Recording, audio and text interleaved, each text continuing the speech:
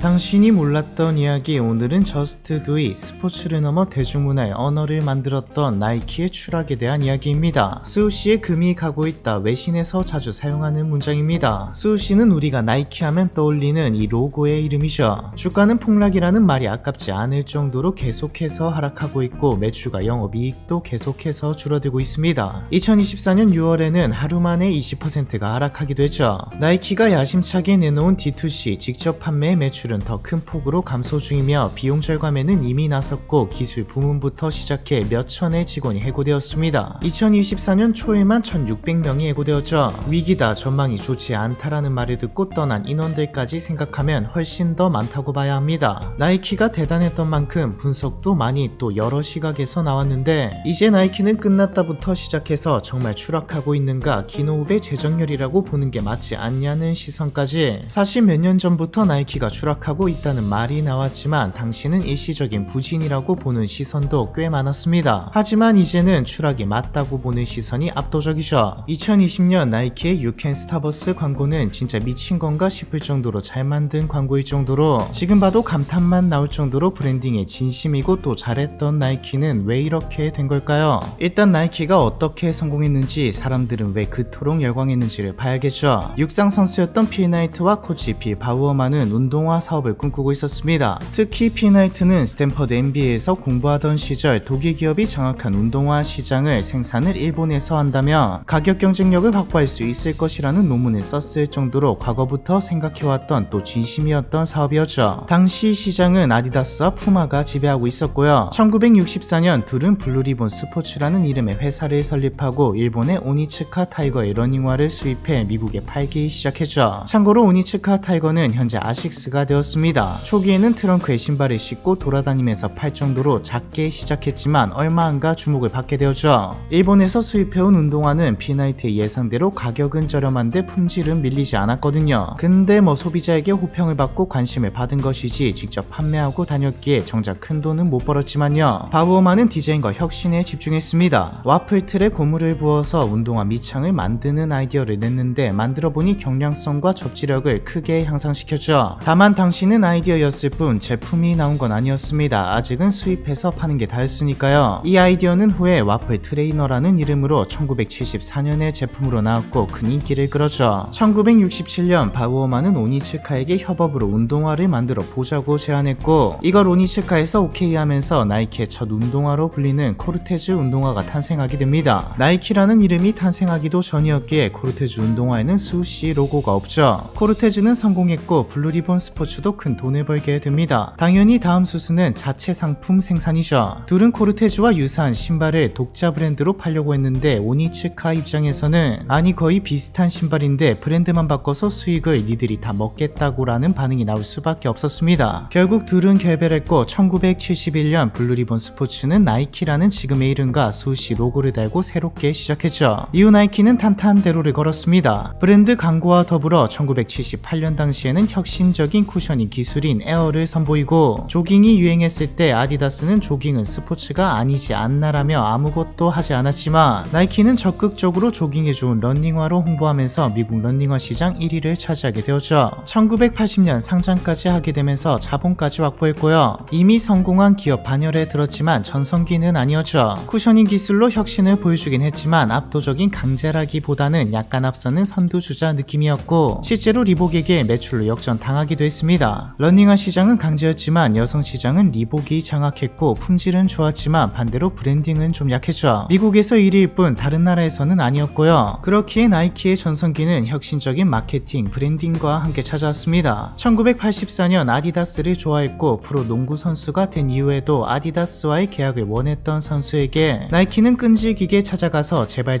사정하며 하이라이트 영상을 뮤직비디오로 만들기까지 하면서 겨우 설득해 선수의 이름을 딴 신발을 만들게 됩니다. 선수의 이름은 마이클 조던, 그리고 다음에 나온 신발은 에어 조던이죠. 계약 당시 3년 내 신발 매출 400만 달러를 달성하지 못하면 계약을 파기할 수 있다는 조항도 있었는데 이 조항이 무색하게 3개월 만에 7천만 달러의 매출을, 첫 해에만 약 1억 3천만 달러의 매출을 올렸죠. 다른 모든 농구와의 매출을 합친 것보다 많았습니다. 마이클 조던은 미친 듯한 퍼포먼스를 매 경기마다 보여주었고 그럴수록 조던의 이름이 붙은 에어 조던도 미친 듯이 팔려나갔죠. 에어 조던 1은 이유는 조던의 이름을 빼고 봐도 디자인적으로 혁신이었습니다. 흰색을 베이스로 성능을 강조하는 게 당연시되던 시대에 검정과 빨강의 디자인은 마이클 조던이 뛸 때마다 눈이 가도록 만들었죠. NBA가 유니폼 규정을 위반한다며 에어조던 1을 경기에서 금지시켜버리기도 했는데 오히려 금지된 운동화라는 이름이 붙으며 더 많이 팔려나갔습니다. 하지만 이때까지도 누구나 좋아하는 브랜드는 아니었죠. 나이키는 스포츠가 아닌 일상과 모두에게 사랑받는 브랜드를 목표로, 즉 고객풀을 넓히는 것을 목적으로 광고 대행사 와이든 플러스 케네디와 함께 광고를 제작합니다. 이때 나온 슬로건이 Just Do It이죠. Just Do It 캠페인은 나이키의 의도대로 나이, 성별, 인종, 국가를 막론하고 먹혀들었습니다. 80세 노인이 다리 위를 달리는 광고부터 장애인 운동선수까지 스포츠를 기반으로 극복이라는 정서를 자극하면서 나이키는 명실상부 전세계 1위의 타이틀을 거머쥐었죠. 여기에는 앞서 잠깐 나왔던 혁신도 함께했습니다. 만약 제품은 안 좋은데 브랜딩만 좋았다면 잠깐 떴다가 품질 좋은 혹은 비슷한 품질의 값싼 제품들에게 따라 잡혔을 테지만, 또 다른 브랜드와의 차별점인 혁신이 없었다면 어느새 대체제가 나왔을 테지만, 디자인, 기능 모든 면에서 나이키는 혁신을 거듭하면서 경쟁자들과 다른 차원에 있는 듯한 마치 전성기 애플의 포스를 풍겼죠. 쭉 정리하면 나이키의 성공 요인은 크게 세 가지입니다. 일본의 위탁을 맡기든 뭐든 믿을만한 품질, 나이키라는 브랜드가 모든 인류에게 호소력을 갖추게 만든 마케팅과 브랜딩, 그리고 혁신이죠. 세 가지이긴 하지만 동시에 한 문장으로도 정리 가능합니다. 이 세 가지가 기반이 되어 만들어진 나이키에 대한 신뢰와 충성심이죠. 그렇기에 결론부터 말하면 나이키의 추락은 성공 요인 세 가지의 약화, 그리고 이로 인한 신뢰와 충성심의 약화 때문입니다. 나이키의 제국이 위협받고 있다는 이야기가 나온 것은 2010년대 중후반부터입니다. 이때부터 경쟁사들이 부상했거든요. 2015년 아디다스는 카니에와 함께 이지를 발매하며 열풍을 불러왔습니다. 힙합과 스트리트 문화가 먹힌다는 것을 정확히 캐치해낸 것이죠. 동시에 슈퍼스타, 스탠 스미스, 가젤 같은 클래식들을 다시 소환해서 레트로 열풍에도 뛰어들었죠. 지금은 부진하지만 언더아머의 부상도 있었습니다. 이외에도 뉴발란스, 푸마, 스케쳐스 등 각자의 아이덴티티를 내세우며 나이키가 채우지 못한 빈틈이나 나이키가 가지고 있는 시장의 지배력을 야금야금 가져갔죠. 물론 여전히 나이키는 전체로 봤을 때 1등이었지만 점유율과 선호도 조사에서 점점 하락하는 모양새를 보였습니다. 그런데 사실 경쟁사들이 부상하든 말든 나이키는 하던 걸 잘하면 되는 입장이었습니다. 이미 쌓아올린 브랜드의 가치를 지키면서 새로운 시대에 맞는 마케팅과 브랜딩을 선보이면 될 일이었죠. 퍼포먼스를 유지하는 게 물론 힘든 일이긴 하지만 그게 또 해야 할 일이긴 합니다. 또 과거와 달리 나이키는 더 많은 자본과 더 파급력이 있는 상태였고요. 경쟁사들이 시도하고 성공했던 마케팅, 브랜딩 전부 나이키가 했던 것을 답습한 것이었기에 진짜 하던 것들만 잘하면 됐죠. 하지만 나이키는 실패했습니다. 혁신도 브랜딩과 마케팅도 모든 면에서 나이키는 추락하기 시작했죠. 과거 나이키는 전세계 스니커 부티크들과 협업을 하거나 서브컬처 예술가들과 함께 한정판 제품을 만드는 등 문화와 트렌드를 제시하는 브랜드 중 하나였지만 어느새인가 대중적인 마케팅에만 집중하기 시작했습니다. 나이키 브랜드 디렉터인 마시모 준코는 나이키를 떠난 뒤 인터뷰에서 브랜드팀이 브랜드 마케팅에서 디지털 마케팅으로 브랜드 강화에서 판매 활성화로 옮겨갔다라고 말했죠. 이 말은 나이키가 가치를 구축하는 마케팅이 아니라 데이터와 숫자에 기반한 대량 마케팅 위주로 옮겨갔다는 뜻이었습니다. 이런 선택을 했던 이유는 간단합니다. 브랜드 이미지 구축에 집중하는 광고는 돈은 돈대로 많이 들고 수치적으로 얼마나 구매로 이어졌는지도 나오지 않았지만, 브랜드 이미지는 이미 좋았기에 제품을 직접적으로 노출하고 구매로 이어지게 만드는 마케팅은 훨씬 매출이 잘 나왔고 직관적이었거든요.